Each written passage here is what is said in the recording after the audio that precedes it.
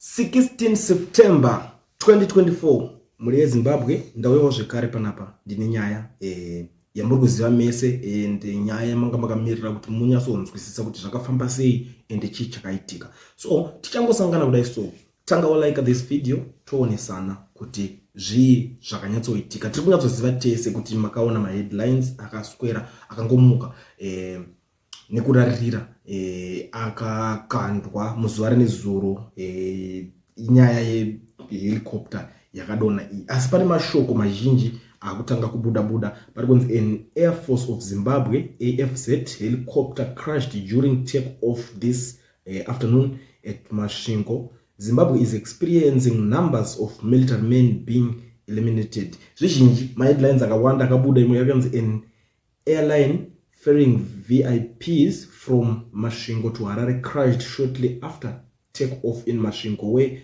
President Emmerson Mnangagwa attended an event organized by ZANU-PF Youth League. The president was not on the aircraft.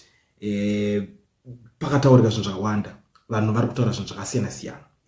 But one thing chendazoona ndechekuti Zimbabwe ndonyika yekuti inoda kuita a first country kuita crash posha yakana 1 akwara.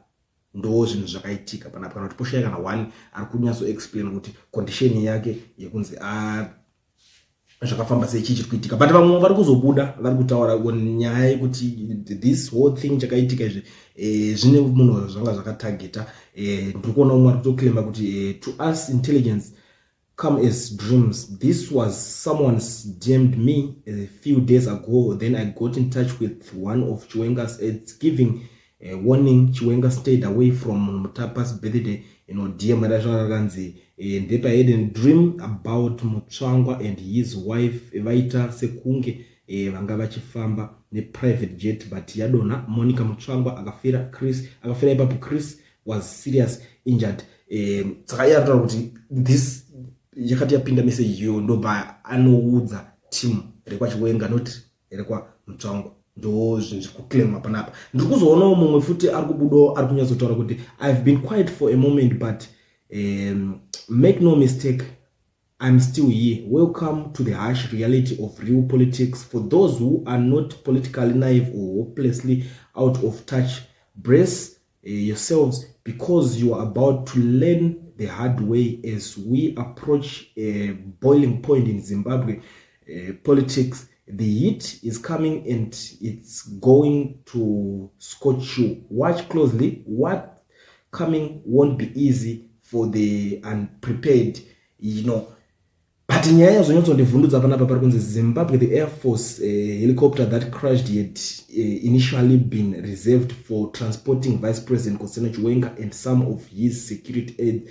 to and from the hastily arranged Mutapa event in Masvingo. And so pari kuzonzi Chiwenga, we had received prior intelligence briefing, did not attend the event, instead opting to attend a separate non-state religious event in Bulawayo. This happens hot on the heels of Chiwenga's meeting with Mnangagwa on Monday, where there was more smoke than sausage rolls. It's the unit kwa international cable network ndo vari kubuda vachitaura mashoko iwayo. Vamwe vari kuzobuda vanhu vemuZimbabwe vachitaura kuti chero vakauraya Chiwenga we will support him in grave. Vamwe vari kuti Chiwenga zvochida kuti aite action. Akambopiwa kafira mberi iko zvino afungwa futi nerufu rwechitatu. Zvizobude zvakanaka. Mwachiti uchatiza rufu kusvika rini matanga, then who was subsequently allocated to zvizhinji zvakataurika. But nyaya yese iyi muri yeZimbabwe yaitika, zvinhu izvi zviri kungotamba zvingotaurika, akazodai vipi Chiwenga haana kuenda kuevent iko. But I don't know kuti pangoitika this whole thing vanobva vatanga kunotaura nyaya iyoyo chinji kunyatsokonzeresa zvinhu izvozvo, because pari kuzobuda mashoko ekuti pari kunzi yanga yakareserverwa for him. vanhu vari kutaura izvozvo kuti yanga yakareservera kuti ivo ndo vanenge vaifanira kunge vachifamba netimu ravo vachienda nethis ngirigini. I don't know, anonyatsori neumbowo kana kuti ruzivo nazvo chaizvo hatinenge tinyatsoziva, but nyaya iri kuitika rozoramba chindinetsa panapa ndeyekuti Nick Mangwana ane post iyo yaakagadzira, but chiri kuitika ndeyekuti akaedita post yake kahobu about that same scenario yakaitika, akaitanga ataura ndobva aedita because vanhu vanenge vakutanga kutaura zvakasiyana-siyana. Ndopari kutaura kuti there was an aviation accident involving one of the Air Force of Zimbabwe helicopters that traveled to Masvingo today. Thankfully, there were no casualties. Civil aviation authorities are investigating and their findings will be shared with the nation when they become available. Ndo mashoko aazokutaura chete ndomaperera nyaya yacho, but vanhu veZimbabwe vari kupopota pamusoro penyaya iyoyo. MaZimbabweans havasi kufara because of nyaya iyoyo. I understand and I'm sure kuti imemi even kwamuri koko munenge vanyatsokunzwisisa kuti what's going on, chiri kuitika, chichakaitika kuti zvizenge zvakufamba ipapo. So pari kunzi pari kutorwa ma-investigation. We all understand kuti ma-investigations aya kubuda kwawo kunogona kunetsa, because kana muchiri kurangarira pane imwe yakamboitika pakaputidzwa bhomba chegore riya kuBulawayo pakangokwadzwa vamwe mbijana vanhu. Handiti nanhasi investigation yacho ichiri kungobuda, maresults asati abuda, but pangonzi pari kuitwa investigation, pari kudiwa ma-answers kuti paonekwe kuti chii chakanyatsoitika ipapa. Now nyaya yadzokera futi kune mamwe ma-investigations, ndo pakuda kuonekwa kuti chii chiri kuitika, but vana veZimbabwe vakutaura kuti ndege idzi dzasakara dzachembera. Saka why imwe yamuri kuda kuti inge investigation yamuri kuda kuti muzizotsvaga ichitaurika ipapo ndeyechii? Ndo nyaya hombe iri kunyatsonetsa panapa. Ndosaka muri kuona kuti pari kungotaurwa zvinhu zvakasiyana-siyana nevanhu, but nyaya hombe iri kuonekwa ndege idzi dzati kurei, mahelicopters aya muri kuti afambe nawo. So ndiri kuzoona vazhinji vari kubuda, vari kucomplaina, vari kutaura zvakasiyana-siyana, vari kuti so the picture of the helicopter Mukomaniki should it not have been at the museum instead of flying. Urikuona nyaya iripo pari kunzi ayo chinhu ichi chofanira kunge chaakumuseum ichi chakutongoonekwawo zvacho sedha chachikwere chehuku or something, pana kuti chinge chichiflya nevanhu vakadaro. And the bad part of it ndo pari kuzonyanya kurwadza vanhu, kuti saka ime muri kutaura kuti yakarenzi nhingirikini uyu ndiye aifanira kunge ari imomo nevanhu vake. Ndo nyaya iri kunyatsokunetsa panapa. And imwe nyaya iri kuzonyanya kundinetsa panapa ndeyekuti even though kana pari kunzi uyu ndiye aifanira kunge achitakurwa nayo, yazodonha sei yazimu kana izvi kunzi iye ndiyanga. Saka kureva kuti yakatongogara yasetwa kudhara kuti ichafanira kungodonha. Ndo nyaya yakunetsa manje, because I don't think kuti munhu wacho anenge achinofly nayo angada kuriska life yake kuti ange achizofamba nechinhu chekuti chichadonha, because yambosumuka ikaenda pakudzoka manje ndo payakunzi yakudonha. Suppose aiwa ndo yanga achifanira kunge achifamba nayo musi wacho. Zvizhinji zvinotaurwa nemaZimbabweans hazvipere, but tinongoya ari panapa tingojekesa tichionesana kuti zvii zvinenge zvichinyatsoitika. Mumwe wari kubuda ari kuti Nikki, why are you editing? We say it again, even if there are ZANU politicians who died in the accident, we don't care. Let them, right? People are tired of this corrupt government. Urikuona nyaya iripo. MaZimbabweans vato more disappointed kuti sei pasina munhu akanganisika helicopter iyo, because ataneta havasisina mwoyo wekuda kunzwisisana kana kuti mwoyo wekuda kunzwirawo vamwe dzidziso. KuZimbabwe zvinhu izvo zvakusisina, ndo nyaya yatopo, ndo patatosvika iko zvinezvi mwoyo iwoyo hapasisina. Pari kunzi we need to exercise the demon of 2017. Takatyora mhiko, we danced to kutonga kwaro dambudziko. Iko zvino rava kuti ndine chiremerera apa rakabvuta until tabika doro panofiwa honai masoja apera. Zvinhu zvingotaura zvakawanda, vamwe kuti helicopter yakaora kudaro. Hondo dzamuri kutanga idzi nevanhu vemilitary kaidzi muchida kuvapfudza munozodzigona here? Ndo mamwe mashoko ari kubuda kune vamwe vanhu. Uri kuona nyaya iripo, pari kunzi hondo dzamutanga nevanhu vemilitary. Imwe nyaya yakambotaurika futi ndeyekuti pari kunzi VP uyu pakabva kuama achizoita sei achizonopinda mupolitics, akunzi anga asati akuziva zvinhu zvepolitics kuti zvinonyatsoraniwa sei, because iye anga angojera masystems ekwawo kuarmy.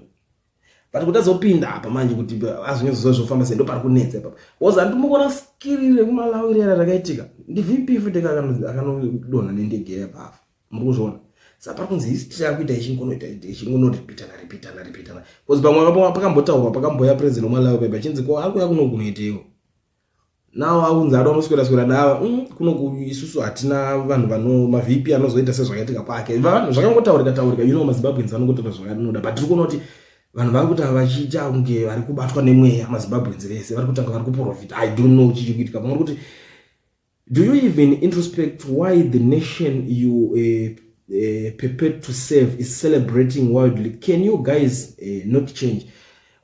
Ndo chinhu ndinetsa vanhu vacho vari kutocelebrate pakanzi paitwa chinhu chaka munhu unezani PF dai tatakana pandwa accident munhu unezani PF aita accident vanhu vanocelebrate munhu unezani PF dai so arwadziswa aita sei arwadziwa nyama vanhu vari kucelebrate. Why? Because hapana imwe nzira ingakwanisa kudiscipline vanhu ivavo ndo nyaya chete inenge ichinyatsoitika pana pezvo ndakaongorora mwari kuti zvakana basa izvo maniwe why no death is saka yakadonhera chindege chipasina afa comrade Nick Masvingo road mave ku wave mutserendende kana ndege dzisiri mucondition yakanaka vanhu ngavafambe neroad mamwe mashoko ari kubva pane vamwe mwari kuti who is the next general who was supposed to be in the aviation 9 Nick Mangwana anorara akamira nemadziro nhasi mawani mwari kuti the main difference between an accident and an accident is that an accident results in injured or properly damaged while an accident does not. Zvakawanda. Zimbabwe making history against the first ever helicopter crash in Zimbabwe, 0 casualties. Inoona nyaya iri kutaurika manje ngona kwayave nyaya yacho manje tongoti ndamusisaka vanhu nekutichengeta mumwe ari kuti maida kuuraya Chiwenga akati awanike pamenimo uri kunzwa nyaya iri kuitika and I don't know vanhu why vari kunyanyisa kubatikana nenyaya dzaChiwenga zvakanyanya muZimbabwe. I don't know why. I don't know what is it because akusisina bizarre kuti vanhu vanonyatsobhanya naro kana vachiti opposition zvisotodhilana ndingi vakuda kutsvaga kuti vaviri vanhu vakutotasira pamwe pavaviri ndo patichawana help. Uri kuona nyaya iripo ndo nyaya dzakuitika manje kuti pamwe pavaviri vavava ndo patichawana ende imwe nyaya yakuitika kana muri kurangarira mazuva adarika pepe pane zvimwe zviprofita zvaimboprofitwa nevanhu just that maZimbabweans hapana ndaunzwa zvemaprofits vachinzi kuchaitika kusheka kwakawanda mumaleaders nyaya dzakawanda dzakataurika paya but it's just that maZimbabweans vanhu kuti hapana ndauzvinzwa izvo vandoda kuti mbochiprofita chani profita ndiani havadi kuzvinzwa but ndakuona kunge zvinenge zvakuita something because vakanzi munhu wese ari muleadership achashekwa apa kunetsa kunzwisisa. Which general was supposed to have been in that chopper? Kindly elaborate and provide more details, Nico. Nico editor post I will Niki editor post I don't know what izvo zvinhu zvinoda kunetsa zvinozondinetsa mangwana pakaipa. You can actually see on this post kuti people don't like it, they wish him dead, repent. Repent. Okay, those old things must be used to carry the thief you call a president so he can go home fast. Pakashata. Mawani. Anzayo ngadzishandiswa kutakurisa wamunenge muchiti president kwete vamwe vanhu vese so that zvinokwanisa kuita fast nzira dzati dzinodimbuka ndonyaya iri kutaurwa kunzi let this be a wake up call to properly inspect and service government owned aircraft including the national civilian fleet before anyone gets hurt. Very thankful no one died. Oh no, why were you not in that chopper? Kumana kama VIP wanted to avoid my accident road dzakashata but mwari vabva vati mudenga mangu muri kudei dzokerai neroad dzamuri kuti muri kugadzirisa. Zvakawanda zvekutaura. So nyaya iripo muri Zimbabwe panapa yandiri kuona iri kuitika pari kunzi mabudira zvindokunzi VP ndaifanira angaenda nendege but haana tonzombo atenda kana event yacho. Muri kuona nyaya iripo manje atinzi haana tozombo atenda kana event yacho abva atoenda kumwe bhozi yatonoti ameno zvinogona kuzongoitika pari kunzi iye pane vanhu vakamuudza pane runyereko rinenge zvakasvika kwaari vanhu vanenge vakaitawo makuhwa kwaari kuti usaende ikoko pane something chinenge kana chirongwa. I don't know kuti zvinenge zvinyatsofamba sei, and I don't know kuti chii kunyatsoitika chavari kunyatsorongerana pachavo mubato ravo reZANU-PF irori, zvekuti panosvika pakunzi uyo anoti hachaatendeko kakutenda zvinhu zvake. Pari kutyisa, pari kuvhundutsa, and tingati it's strange kuti it's someone's birthday rekuti vanofanira kunge vachitocelebrate vari vese ipapo nemavice president, and it's normal kuti VP president nemavp ake vanofanira kunge vari vese vachipemberera, but umwe VP anoenda kwake ega. But anyway, maZimbabweans havasi kufara nenyaya yechiitiko icho chakaitika, kuti why is it pakazoitika papashaya kana wana anga arimo. At the end of the day ndo nyaya iri kunetsa panapa. Ndangoti darikene panapa ndikuzivise iso bati mugara muchingoswera makuziva zvinhu zvakanyatsoitika. Ndo nyaya iri panapa pamakungwa ari kufamba kuti kune karunyero kupeka kanofambwa. But zvinhu zvotaura maZimbabweans hazvipere. But thank goodness ndakwanisa kunyatsoisa vanhu vese vari kunyatsozvitaura, ndo nyaya dziri kutenderera mastreets esocial media iko zvinhu zviri kutaurwa nevanhu. Kusazivawo kuti nyaya iyi muri kuionawo sei muri yeZimbabwe. Ndangondidarika nayo nepanapa. Kana uchinge washanya panapa iri first time yako, gara wasubscriber, wojoina this family, wolike, woshare, uchindiudzawo kuti nyaya iyi uri kuionawo sei.